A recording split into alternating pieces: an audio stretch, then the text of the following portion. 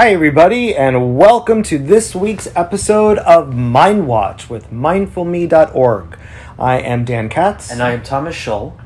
And we are very excited to be with you today. Today's going to be a little bit different of a podcast for Thomas and I. We'd like to kind of talk about everything that's happening, right? Mm-hmm. So, let me just kind of start off. 2020 has been a rather challenging year for everybody. Just kind of look back through it. We've had a global, and are still in the middle. Let's not make any mistake that it's over, because it is not. We are in the middle of a global pandemic, something that this world hasn't really seen since the Spanish flu of 1918. We have had an unprecedented amount of the closure of our country, of our states, of other countries. We have unemployment rates that we have never seen since the Great Depression.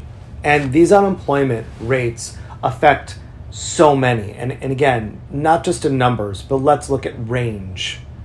From the high school student that's got a part-time after-school job all the way through every level to someone that has been working for a company for, decades at a time.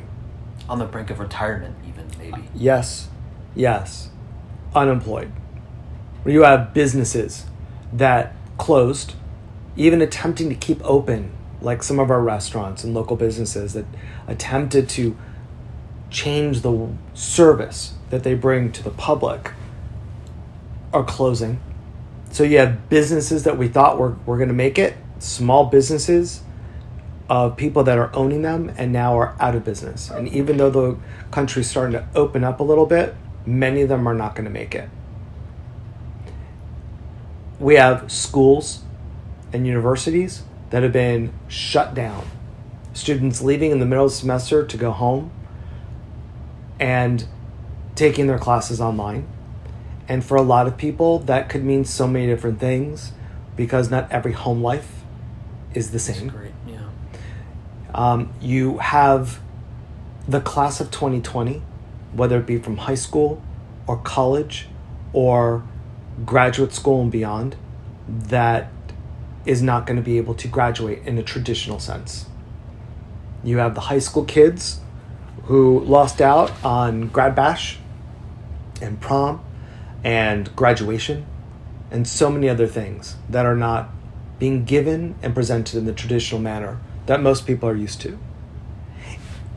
In the midst of all of this, we have the severe tragedy of George Floyd, which has brought to the surface an awful issue in this country when it comes to race relations, when it comes to the treatment of all people of color.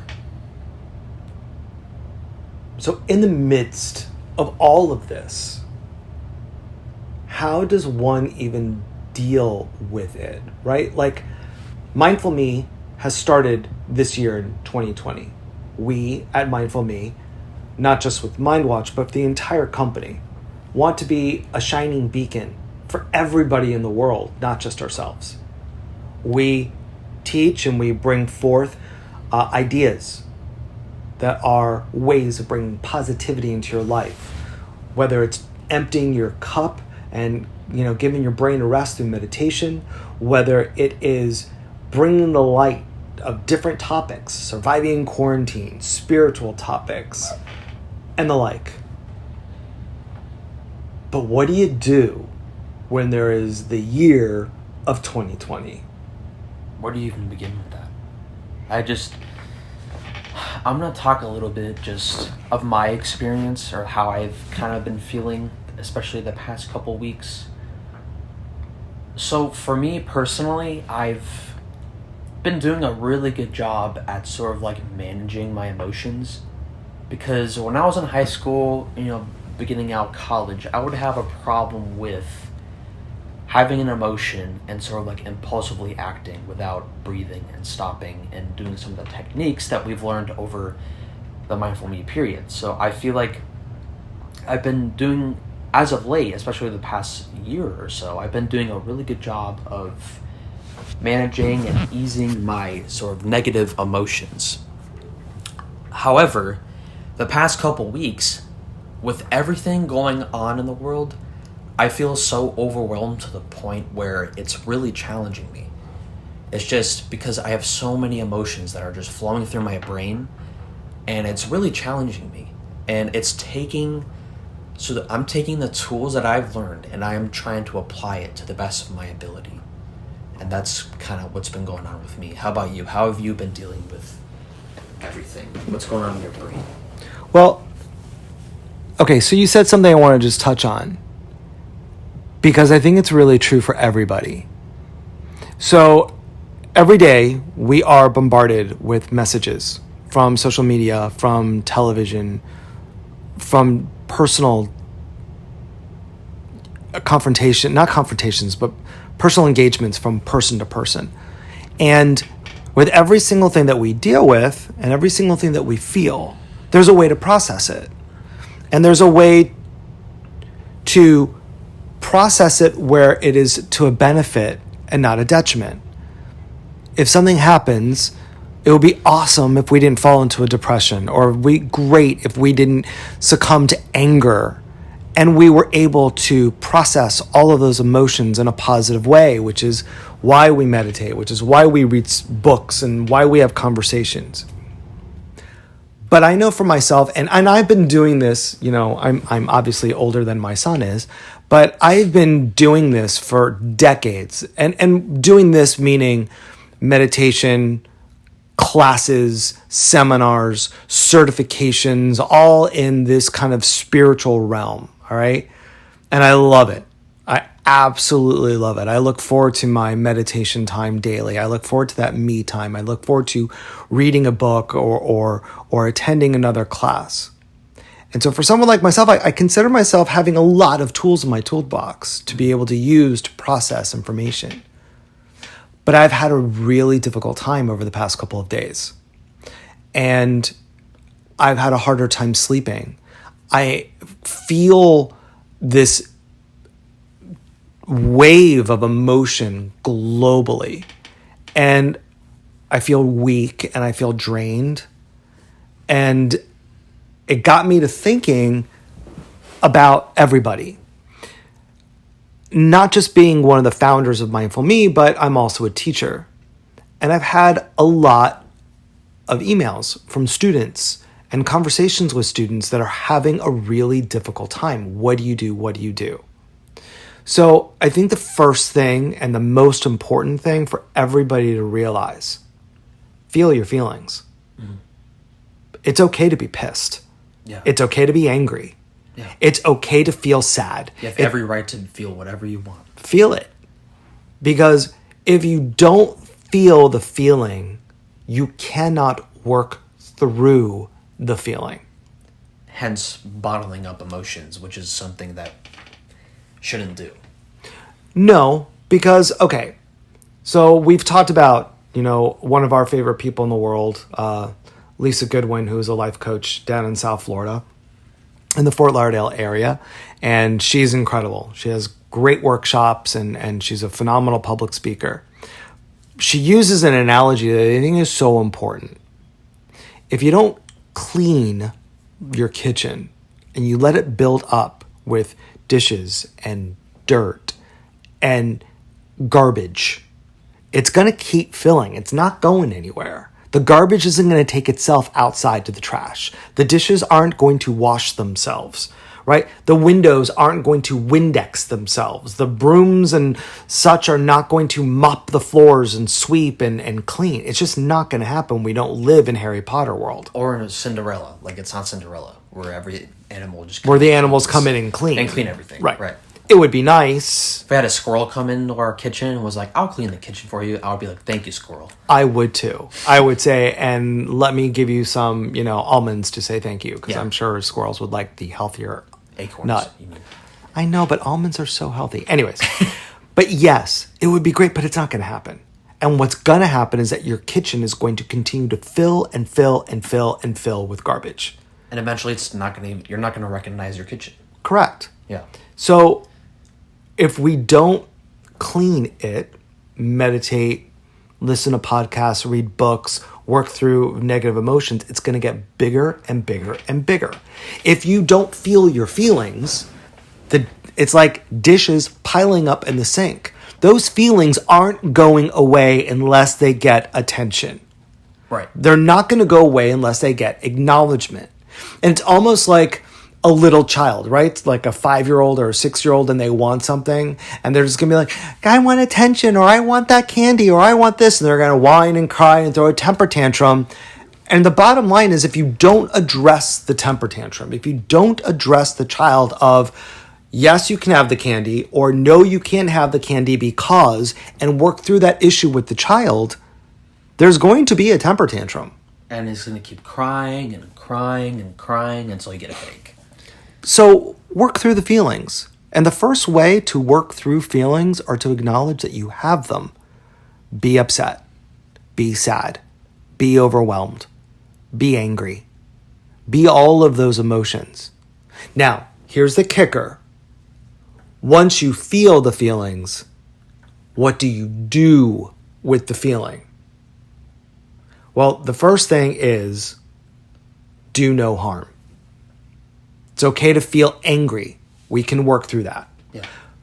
Meditation, conversations with friends, conversations with family members. Reading a book. Right? Or just literally sitting quiet.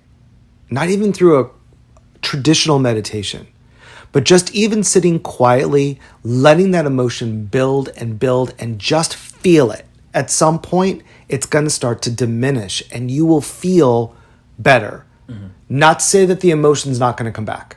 Because it will. It most likely will. Because correct. One thing I was thinking of during this pandemic is people who are empathic. And I feel like a majority of humans are empathic creatures. And empaths, if you are one, you feel emotions very intensely. So this is something that's very important to listen to. I think you're right, Thomas. I think everyone's empathic in some sort of way, right? Like, I remember that Mindful Me, our inspirational message, our weekly message, was either this week or it was last week. But it's, have you ever walked into a room, right, or met somebody and you really don't know that person, but you know right away you don't like them? Yeah. Or you met a person, you're like, oh my God, I really like that. Right. That's your empathy. That's your empathic nature that is picking up on their vibrational energy that doesn't match with yours. It doesn't mean they're a bad person. It just means that the energies don't match. Yeah. And I think you're right, though, because right now the energy levels are so high globally. Like, how much more is the human race supposed to take? Yeah. And I think the energy is so powerful from this overflow of emotions, especially with what's happening right now, that I'll be in my house, not even looking at my phone, but just knowing what's going on, and I could feel an overwhelming amount of just emotions. And I get anxiety. Like, I've been feeling like just a little, not anxiety like I need a Xanax, but like anxiety where I'm just feeling a little bit like on edge. Like, I feel like the butterflies are in my stomach and they won't leave. Right. Even if I try to breathe, even if I try to focus on breathing or even meditating for 10 minutes, it's been so intense that it's even like hard to fully meditate or fully be present to meditate. Meditation's been a little bit more of an uphill battle. Yeah. Lately. Still doing it and loving it, but it is true. Really allowing the brain to be silent and to shut off has been a little bit more of a challenge. I think I've been doing more guided meditations lately because I think it gives my brain something to focus on a little bit more. But you have to feel them, guys. It is, we always say, and we've always heard our entire life, be the example, right? Be the example. I don't know what that looks like. So the only thing that I can look to define that is really just that good old age teachings of do unto others as you want others to do unto you, the golden rule. Be the beacon, be the example, And there's also the Gandhi quote. I believe it was Gandhi that said, "Be the change you wish to see in the world." Yes, I love that. And it's true. So I think if you're looking and you're like, I want to change the world, we all want to change the world. But there's something called a collective consciousness. It's all of our higher selves that are out there. It's all of our energy that we put into the world. It's a ripple effect when you're good. Mm. It's a ripple effect when you are acting and being the change that you want to make. Every person, if we all did it, we all would be the change that we want. But it starts with one person, you. And it can even start off with something small. Like, you know how people say small acts of kindness? A small act of kindness could be giving a homeless person a $10 bill to have dinner that night. You might have just saved him from having hunger pains that night. You know, even starting with small things like that. People notice that, and like you said, it's a ripple effect. It's true. And, you know, I love that, Thomas, of what you use, is especially as like doing something kind for somebody else. And it could even be simpler than that. It could even be giving allowing space for a friend to vent to you. Yes.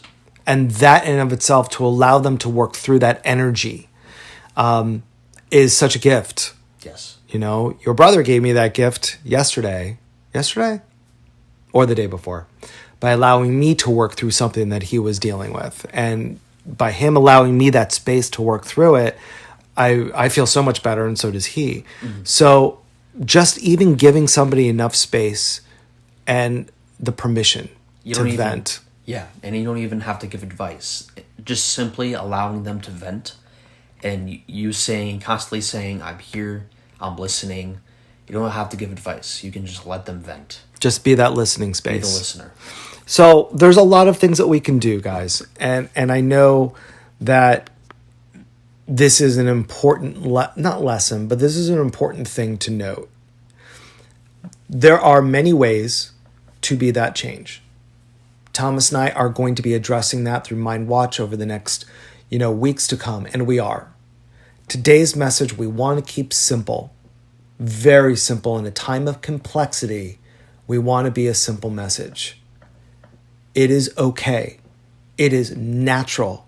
It is something you should be doing. Feel your feelings and allow yourself the permission to be whatever it is and sit with whatever feeling you have until that feeling shifts. And it allows you to then be the beacon, to then be the light, to then be the change that you would wish to see in the world. But you can't be that change till you shift through those emotions, which means you have to feel them. And don't feel that it is, don't think to yourself, well, I don't want to feel this because it's not, spiritual, or it's not mindful, or it's not this, or it's not that. Don't label it. A feeling is a feeling is a feeling. Everybody has them. Yeah, and it's normal. Yeah. We are spiritual beings living a human experience, as Lisa likes to say as well. And we are. You are human. We all are human. Feel your feelings, allow it to shift. And just something to close with, because again, Thomas and I really wanted to keep this short today. We wanted to make this a very clear, direct message to everyone, out of love and out of light to all of you, that it's okay to feel your feelings. And it's okay to be the person that you are, and you are perfect in every way, shape, or form. You are exactly how you were created to be perfect. Yep, it's okay to be you, essentially. It sounds extremely corny. It seems cheesy, but it's true. It's true. Good advice is always good advice. It may be something that people say over and over again, but it doesn't lose its value. Nope. And we're here for you at Mindful Me. We want to make sure that you know that. So we are at mindfulme.org with 2 L's, mindful, 2 L's, me.org. You can find our podcasts on any venue that you find your podcasts, whether it's on Apple Podcasts or Spotify or Google Play or Zencast and the like, soon to be on a couple other platforms that we're working with right now. You can find us on YouTube as well. But please know that we are here. So subscribe, send us comments, send us emails, let us know how we can help, and let us know if there's any discussion or topic that you would like, and between our 3 podcast series, I'm sure it'll fit one of those. And don't forget to also follow us on all social media platforms. And if you feel like DMing us and just having a conversation about what's going on, feel free to do so. We'd be more than happy to do that. We are all in this together, and I know it's that way overused quote from High School Musical, Disney's High School Musical, but we really are.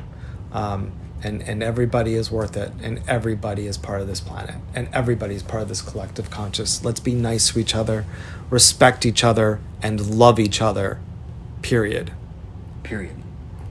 Have a great week, everybody. Thanks for listening. Thank you for watching this episode of mindWATCH with Daniel and Thomas. We hope you enjoyed it. Be sure to visit our website, mindfulme.org, for resources just like this. Also, follow us on social media at mindfulme Inc. We're now available on Google Podcasts, Zencast, Apple Podcasts, Spotify, YouTube, and everywhere else you get podcasts. All you have to do is search Mindful Me. That's mindful spelled with 2 L's, space me. We can't wait to see you on there, and have a great rest of your day.